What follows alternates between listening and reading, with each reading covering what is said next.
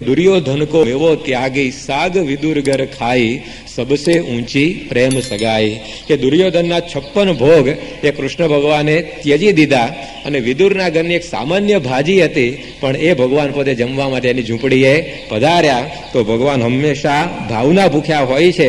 આપણી વસ્તુઓ સામે નથી જોતા પરંતુ ભાવ સામે જોતા હોય છે. ગઢડા મંદિરનો થતો હતો, બધા દરબારો રકમો લખાવતા હતા કે મારા તરફથી 1000 રૂપિયા ને 2000 ને 3000. એ વખતે પેલા ચાંદગઢના રણછોડજી મહારાજ જે દુબળી ભટ્ટ તરીકે ઓળખાતા એ ત્યાં આગળ આવ્યા અને એમણે પોતાની પાઘડીના વળ છોડીને 13 ટોકડા મહારાજની સામે મૂક્યા અને મહારાજે જય બોલાવી દીધી કે ગોપીનાથજી મહારાજની જય. આપણું મંદિર પૂરું થઈ ગયું. બધા કે આમને શું ભેટ મૂકી હશે એટલી બધી કે આ મંદિર આખું પૂરું થઈ ગયું. એમ મહારાજે આવી રીતે જાહેરાત કરી દીધી. આ બધા ઊંચું થઈને જોયું તો 13 ટોકડા પડેલા. કઈ બહુ જાજી રકમ તો હતી જ નહીં. ત્યારે મહારાજને બધાએ પૂછ્યું કે મહારાજ કોઈકે 2000 મૂક્યા, કોઈકે 5000 મૂક્યા, તમે જય બોલાવી નહીં. આ 13 ટોકડામાં તમે શું જોઈ ગયા કે જય બોલાવી દીધી? ત્યારે મહારાજે કહ્યું કે એણે પોતાનું સર્વસ્વ આજે અમને આપી દીધું. એણે 13 ટોકડા એની મૂડી ભેગી થયેલી આખા જીવનની એ આજે આ મને અર્પી દીધી. આવા સમર્પણથી ભગવાન પોતે રાજી થાય. ભાવ એનો હતો. વસ્તુ તો કેટલી 13 ટોકડા સામાન્ય હતી પણ એના ભાવની તોલે એ કોઈ આવી શકે એવું રહ્યું નહીં. ત્યારે ભગવાન અને સંતની આ રીતિ છે. એ પોતે ક્વોન્ટિટી સામે નથી જોતા પણ ક્વોલિટી સામે જોતા હોય છે. એ તમે વધારે આપો પણ ભાવથી આપો તો એટલો રાજીપો મળે અને ઓછું આપો અને ભાવથી આપો તો એટલું રાજીપો મળે. પણ એનો અર્થ એવો નહીં કે પછી ઓછું જ આપવું પાછું, કારણ કે શક્તિ પ્રમાણે આપવું. પાછું કે હવે ઓછું આપીએ તો રાજી તો થતા જ હોય છે ને. પરંતુ આપણી જેવી શક્તિ હોય યથા દેહે તથા દેવે, જેવું આપણે શરીર માટે ધ્યાન રાખીએ એવું એમના માટે રાખીએ અને એવો ભાવ રાખીએ તો ભગવાન પછી રાજી થઈ જાય. ત્યારે આવી પ્રકારે આ મૂળજી ભક્તની સેવાઓ એ મહારાજે પોતે આગળ જતા આવી બધી વખાણેલી અને અંગીકાર કરતા. તો આવી રીતે આ દિહોરની અંદર આવા મૂળજીને પણ પોતાનો લાભ આપી અને નીલકંઠ વર્ણી ત્યાંથી પછી પોતે આગળ પધાર્યા અને ફરતા ફરતા એ દિહોરથી લાકડિયા ગામની અંદર આવ્યા અને લાકડિયાની અંદર ચૌટા વચ્ચે એટલે કે ચોરા આગળ નીલકંઠ વર્ણીએ પોતાનું આસન કર્યું. એ વખતે પ્રેમજી ઠક્કર નામના એક ખોજા પોતાની દુકાન ઉપર બેઠેલા અને સરસ મજાની સાદડી એમણે ઘાસની બનાવેલી એ ત્યાં આગળ પાથરેલી. અને એ વખતે આવી રીતે વર્ણીએ પોતે કહ્યું કે આ જે સાદડી છે એ સાદડી આવી રીતે આ જોગીને બેસવા માટે આપો. ત્યારે કોઈકે આવી રીતે પસાર થતો હશે, એણે કહ્યું કે આ સાદડી તમે આ વર્ણી આવ્યા છે તો એને બેસવા માટે આપો. ત્યારે પ્રેમજી કહે કે આ તો બહુ મોટો જોગી આવે ને એના માટે રાખવામાં આવેલી છે. આ વાત સાંભળીને હસીને બોલ્યા શ્રી હરિ જોગી જોઈ વળો સહુ ઠાર અમ જેવા જોગી નહીં મળે કોટી બ્રહ્માંડની મોજાર. નીલકંઠ વર્ણી કહે છે કે પ્રેમજી આખી દુનિયા ફરી વળો, આખું બ્રહ્માંડ ફરી વળો અને અમારા જેવા જોગી જો તમને મળે તો પછી આ સાદડી એમને બેસવા માટે આપજો. અને આવી રીતે વર્ણી પોતે એને મર્મના વચન કહીને ત્યાંથી ચાલી નીકળ્યા. પેલાને ખબર ન પડી કે હું બોલીને જતા રહ્યા, પરંતુ આ ભગવાન આગળ આવીને નીકળી ગયા અને પોતે આવી રીતે સાદડી પોતાના ઘેર જ પડી રહી અને સેવા પોતે ચૂકી ગયો. અને આ રીતે વર્ણી ત્યાંથી પછી ફરતા ફરતા નાના ગોપનાથની અંદર પધાર્યા અને ત્યાં આગળ શિવજીને એમણે પોતે જળ ચડાવ્યું. ત્યાંથી ફરતા પીપરલા ગામની અંદર ગયા. ત્યાં આગળ એક બ્રાહ્મણ હતો. એ જે કોઈ તીર્થવાસી આવે એને હંમેશા પોતે નિત્ય જમાડતો. અને આ વખતે આ વર્ણીને એણે જોયા અને આ તીર્થવાસી એને જુદા લાગ્યા. એણે જ્યારે કહ્યું વર્ણીને કે હું તમારા માટે શું બનાવી લાવું, ત્યારે વર્ણીએ કહ્યું કે તમારી જે ઈચ્છા હોય તમે બનાવજો. એને થયું કે બીજા બધા તો સામેથી આવી રીતે માગ કરતા ત્યાગીઓ આવે છે, જે કે બધા બાવા આવે છે તો સામેથી બધું માગતા હોય છે. ત્યારે આ વર્ણીને તો કોઈ સ્પૃહા જ નથી, કોઈ ઈચ્છા જ નથી. એટલે એને થયું કે આમના માટે કંઈક સારામાં સારી વાનગી આપણે બનાવી લાવીએ. એને પોતાની પત્નીને ઘેર આવીને વાત કરી અને એની પત્નીએ સરસ મજાનો ફૂલેલો રોટલો એ વર્ણી માટે બનાવ્યો. એની અંદર કાણું પાડીને ઘી પૂર્યું આખું. એટલે આવી રીતે સરસ બધો રોટલો આવી રીતે ઘી બનાવીને ઘી પૂરેલો વર્ણીને એ પોતે લઈ આવ્યા આપવા માટે. અને જ્યારે નીલકંઠ વર્ણી પોતે એ રોટલો જમવા માટે જ્યારે પોતાનું મુખ ઉગાડે છે ત્યારે શું દેખાયું કે જ્યારે બેઠા જીવન જમવાને મુખ કમળ વિકાસ્યું ત્યારે નર નારીએ નેહે નિહાળ્યું આખું બ્રહ્માંડ તે મધ્યે ભાળ્યું. મહારાજના મુખારવિંદની આગળ અંદર આખું બ્રહ્માંડ એ લોકોને દેખાયું. દીઠી નદીઓને સાગર સાત, દીઠો પર્વત મેરુ પ્રખ્યાત, સાતે પાતાળ પણ દીઠા એમાં, દીઠા કૈલાસ વૈકુંઠ તેમાં, દીઠા સૂર્ય શશી ગ્રહ તારા, દીઠા મેઘ વૃષ્ટિ કરનારા, દીઠા સ્થાવર જંગમ પ્રાણી, દીઠા વન નગ પૃથ્વી અજાણી. કે આ બધા સાત સમુદ્રો, પર્વતો, આવી રીતે ગોલોક, વૈકુંઠ વગેરે ધામ સહિત અનંત બ્રહ્માંડો આ વર્ણિના નાનકડા મુખની અંદર આ બ્રાહ્મણ અને બ્રાહ્મણની પત્નીને દેખાયા. એમને આવી રીતે અપાર અચરજ થયું કે આ નક્કી મનુષ્ય શરીર ધારીને ભગવાન આપણે ત્યાં પધાર્યા અને આપણી સેવા અંગીકાર કરેલી છે. અને આ રીતે નીલકંઠ વર્ણીએ એમને પણ આવા ઐશ્વર્યનું દર્શન કરાવી પોતાનો સંબંધ પમાડી કલ્યાણની વાટ એમની પણ ખોલી આપી. અને ત્યાંથી હવે પોતે આગળ પધારે છે અને ત્યાંથી ફરતા ફરતા ગોપનાથની અંદર ગયા, મોટા ગોપનાથમાં. અને ત્યાં આગળ એક શિવજીના મંદિરની અંદર એમણે ઉતારો કર્યો. ત્યાંનો મહંત બહુ સારો હતો. એણે આવી રીતે રસોઈ બનાવીને વર્ણીને જમાડ્યા અને 5 રાત સુધી એ વર્ણી પોતે ત્યાં રોકાયા. રોજ ત્યાં આગળ જે નદી હતી બાજુમાં એની અંદર પોતે સ્નાન કરતા અને આવી રીતે તીર્થત્વ આ ગોપનાથને આપી ત્યાંથી ઝાંઝમેર ગયા. ત્યાંથી પછી વર્ણી પોતે કળસારની અંદર પધાર્યા. પણ આ કળસાર ગામની અંદર ન તો કોઈ એમને કંઈ જમવાનું આપ્યું, ન તો એમને ગામની અંદર કોઈએ સુવા દીધા. એટલે વર્ણી પોતે ગામની બહાર ખળાની અંદર એ પોતે સૂઈ ગયા અને આખી રાત એ ખળાની અંદર સૂઈને એમણે વિતાવી. સવારે પોતે જતા હતા ત્યારે કતપર હવે એમને જવું હતું અને કતપર બાજુ જવા માટે વર્ણી નીકળ્યા. એ વખતે એમને રસ્તાની અંદર એક પિતાંબર શેઠ નામનો શ્રીમાળી શ્રાવક મળ્યો અને પિતાંબર શેઠે આ વર્ણીને જોયા અને એમની તરફ ખેંચાયો. વર્ણીના એણે દર્શન કર્યા. વર્ણીએ એમને પૂછ્યું કે તમે ક્યાં જાઓ છો? કે હું તો મહુવાની અંદર આવી રીતે ગરબા કરીને રહું છું, પણ મારું અધવારું આ કળસાર ગામની અંદર છે, એટલે કળસારની અંદર હું બધો વેપાર કરવા માટે જઈ રહ્યો છું. ત્યારે વર્ણીએ કહ્યું કે તમારે કળસારની અંદર કાંઈ જવાની જરૂર નથી, ત્યાંના બધા માણસો અધર્મી છે, એના કરતાં તો તમે મહુવાની અંદર જ રહેજો અને ભગવાન તમને સુખી કરશે. વર્ણીના વચનની અંદર આ પિતાંબરને વિશ્વાસ આવી ગયો અને વર્ણીના વચનથી આણે કળસાર જવાનું બધું માંડી વાળ્યું. વસાણાનું ગાડું ભરીને પોતે વેપાર કરવા ત્યાં જતો હતો, પણ ત્યાં જ પોતે પાછો વળી ગયો અને એ ત્યાં મહુવાની અંદર જ આવીને સ્થિર થયો. અને વર્ણીના આશીર્વાદથી એ પોતે ઘણો બધો મોટો આ પૈસાદાર એ ગામની અંદર બની ગયો. ઘણો બધો સંસારની અંદર પણ એ પોતે સુખી થયો અને છતાં પણ સત્સંગ એણે પોતે સાચવી રાખ્યો અને વર્ણીનો આવી રીતે રાજીપો એણે પ્રાપ્ત કર્યો.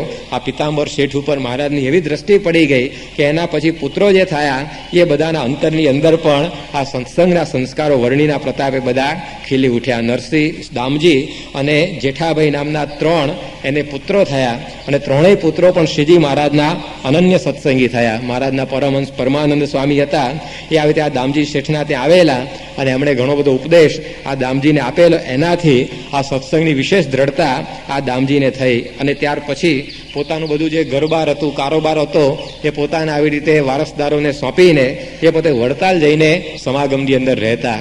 ત્યારે કેટલાક એમના નાતીલાઓએ કહ્યું, ત્યાં કાગળ લખ્યો વડતાલની અંદર કે આ દામજી પોતે આ ઘરબાર છે, વેપાર ધંધો છે, છતાં પણ વડતાલ જઈને રહે છે, લાવો ને એમને પાછા બોલાવીએ. કે તમે આ બધા સગા સંબંધીઓને છોડીને ત્યાં ક્યાં રહેવા માટે જતા રહ્યા? એટલે બધા સંબંધીઓએ કાગળ લખ્યો કે તમારા બધા જે સગાવાલા તો અહીંયા છે અને તમે વડતાલની અંદર એકલા જઈને શું કરો છો? તમે પાછા અહીંયા આવી જાઓ.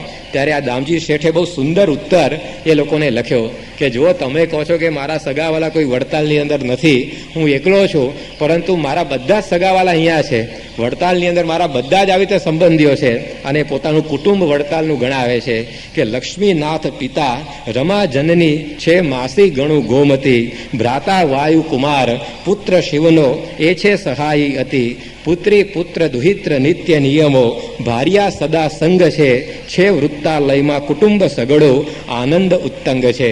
કે અહીંયા જે લક્ષ્મીનાથ બિરાજે છે એ મારા પિતા છે. કોણ કહે છે કે હું સંબંધીની સાથે નથી રહેતો? અહીંયા જે લક્ષ્મીજી પધરાવ્યા છે મહારાજે એ મારી માતા છે. કોણ કહે છે કે મેં માતાનો સંગ તચી દીધો છે? અને આ જે ગોમતી તળાવ છે મહારાજે બંધાવેલું, એ ગોમતી તળાવ એ મારા માસી છે. ભ્રાતા વાયુ કુમાર, વાયુપુત્ર હનુમાનજી એ પણ ત્યાં મહારાજે પધરાવેલા, તો કે એ મારા ભાઈ છે. પુત્ર શિવનો એટલે કે જે ગણપતિની મૂર્તિ છે એ આવી રીતે મારો સહાય એટલે કે મારો મિત્ર છે. અને પુત્રી પુત્ર દુહિત્ર નિત્ય નિયમો, અને મહારાજે જે કંઈ બધા નિયમો મને આપ્યા છે એ મારા માટે આ પુત્રી પુત્ર અને પત્ની જેવા છે. અને આ બધાની સાથે હું અહીંયા રહું છું. વડતાલની અંદર મારું આખું કુટુંબ છે, ત્યારે આવી રીતે મારે ઘેર આવવું નથી. તો આવા પોતે ઉત્તમ ભક્ત આ પિતાંબર શેઠના પુત્ર બનેલા. ત્યારે આપણને ખ્યાલ આવે કે વર્ણિના આવા અલ્પ સંબંધની અંદર આવનારના જીવનની અંદર પણ આ કેવી પ્રકારનો સત્સંગ એ બધો ઉતરી જતો. ભગવાન અને સંતનો આવો અલ્પ સંબંધ એ પણ કેટલું બધું આ જીવનું કલ્યાણ કરનારો હોય છે એ વર્ણિ આપણને સમજાવે છે. તો આ રીતે આ વર્ણિએ પોતે પિતાંબર શેઠને ત્યાં આગળ મહુવાની અંદર જ રાખ્યા અને બહુ જ મોટા એમને આવી રીતે વેપારી ત્યાં બનાવ્યા. અને ત્યાંથી પછી વર્ણિ મહુવાની અંદર થોડું ઘણું રોકાયા અને ત્યાંથી ફરતા ફરતા વર્ણિ પોતે નીકળ્યા અને ડોળિયા ગામની અંદર પધાર્યા. આ ડોળિયાથી વિઠ્ઠલ વિપ્રને એમણે લાભ આપી અને પછી પટવા ગામ તરફ પ્રયાણ કર્યું. ત્યાં આગળ ગામની અંદર કોઈ એમને ઉતારો આપ્યો નહીં, એટલે એક રોહણનું ઝાડ એના નીચે વર્ણિ પોતે જઈને રહ્યા. અનંત કોટી બ્રહ્માંડનો જે આશ્રય કહેવાય એ શ્રીજી મહારાજ એક સામાન્ય ઝાડના આશ્રય જઈને પોતે બેઠા. ત્યારે ઘણીવાર આવું પણ બનતું કે આવા પ્રકારના આ વર્ણિને કોઈ ઓળખી પણ શકતા નહીં અને એક સામાન્ય બાવા જ સમજી અને આવી રીતે ઘણીવાર એમને તિરસ્કાર કરતા છતાં પણ વર્ણિ કોઈ પણ પ્રકારનો કુભાવ રાગ્યા વગર એ દરેકનું હિત કરવા માટે વિચરતા રહેતા. ત્યાંથી પછી વર્ણિ પોતે પધાર્યા અને ચાંચવા ગામની અંદર એ પોતે ગયા.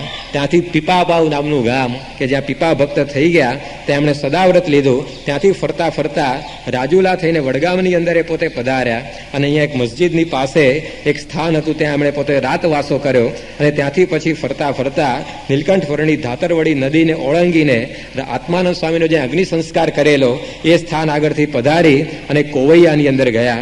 ત્યાં આગળ આદિવારાની મૂર્તિ હતી, એના દર્શન કર્યા અને ત્યાંથી પછી નીલકંઠ વર્ણિ એ પોતે ફરતા ફરતા શિમર ગામની અંદર એ પોતે હવે પધારે છે.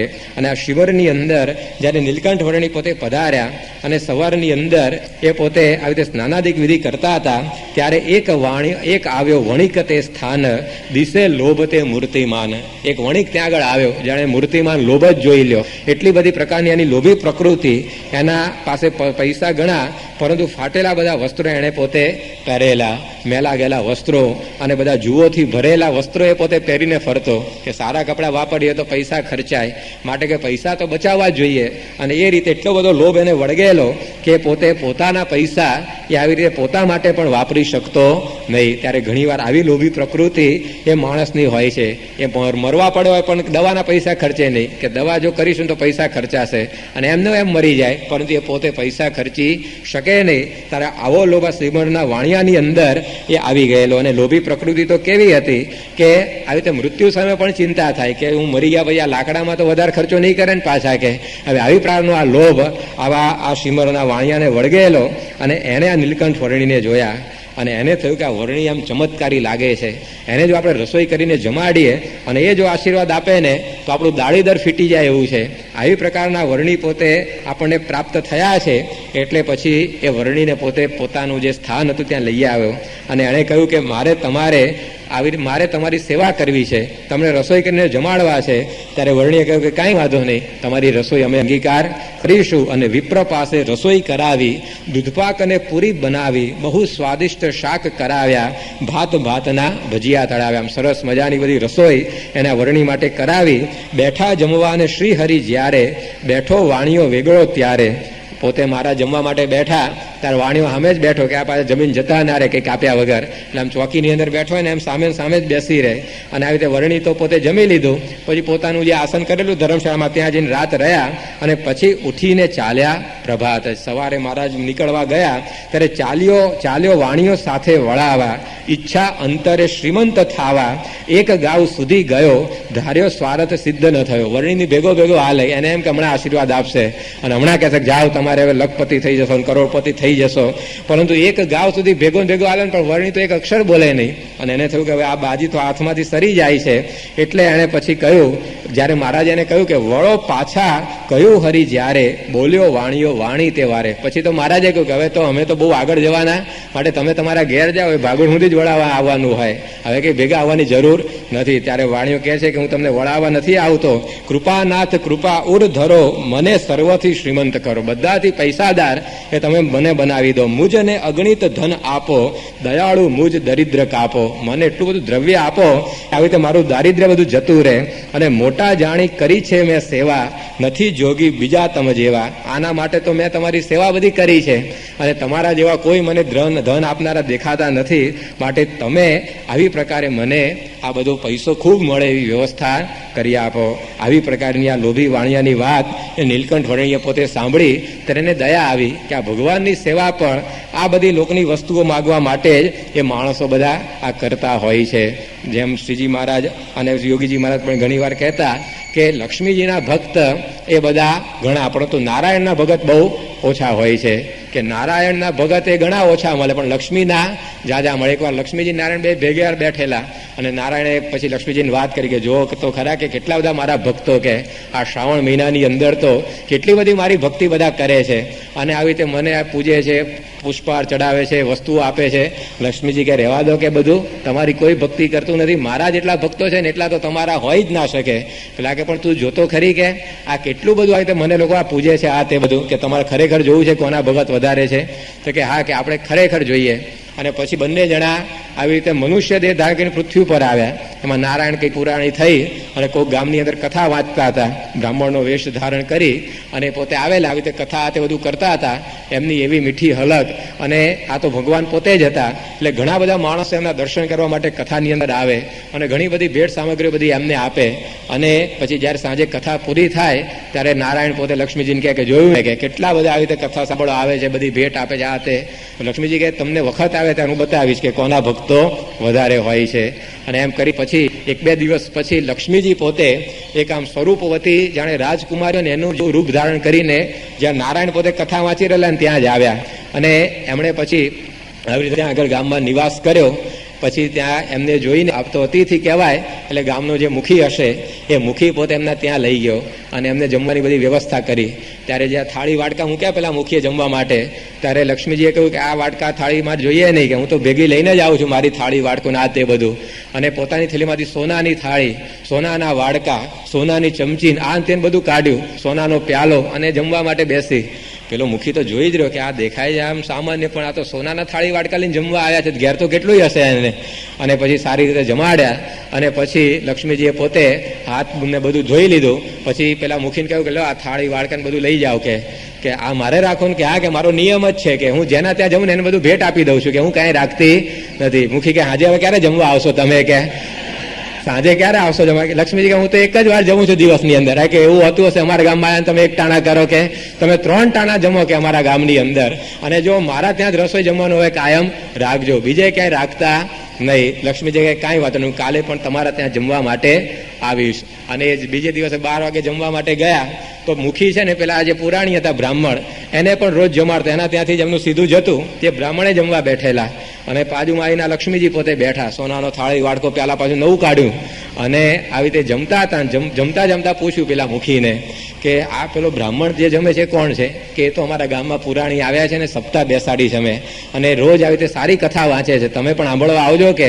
અને એ પણ મારા ત્યાં જ આવીને જમે છે. લક્ષ્મીજીએ કહ્યું કે હવે મારાથી અહીંયા જમાશે નહીં. કે પેલો કે મુખી કે કેમ તમે જમવા ના પાડો છો? કે કાં તો એ બ્રાહ્મણ જમે કાં હું જમું, બાકી હવે મારે અહીંયા જમવું નથી. તમારે જો મને જમાડ્યું હોય ને તો આ બ્રાહ્મણને ઉઠાડી દો.